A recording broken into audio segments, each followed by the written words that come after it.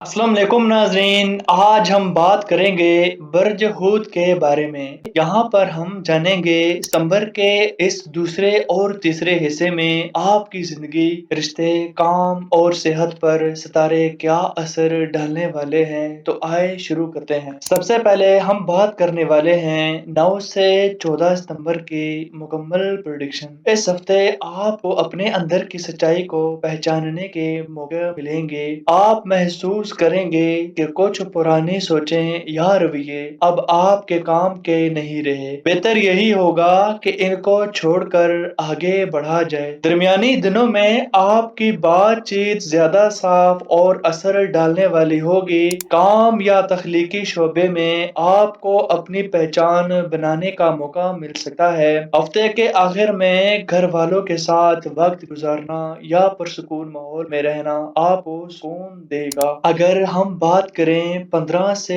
22 सितंबर बर्ज पाइस्कस के बारे में, तो ये हफ्ता आपके लिए सोच की नई दुनिया लेकर आएगा। सारे आपको ये मौका दे रहे हैं कि पुरानी उलझनों को खत्म करके एक नया नजरिया अपनाएं। 19 सितंबर के बाद मोहब्बत और तलकात में नरमी और खुशबू भरेगी। अगर आप किसी रिश्ते को आगे बढ़ाना चाहते हैं तो ये वक्त बेहतर है। 21 सितंबर को आने वाली फलकी तब्दीली आपकी जिंदगी में तलकात और इजहार का नया दरवाजा खोलेगा। 23 से 30 सितंबर की बात की जाए तो इस हिस्से में आप महसूस करेंगे कि आपका दिल और दिमाग हल्का हो रहा है। जिंदगी में एक नया जोश और तवनाई आएगी। 26 सितंबर का दिन खास तौर पर जज्बाती सुकून और रूहानी सुकून के लिए अच्छा है। आखिर के दिनों में आपके ख्यालात वाज़ेह होंगे और आपको अपने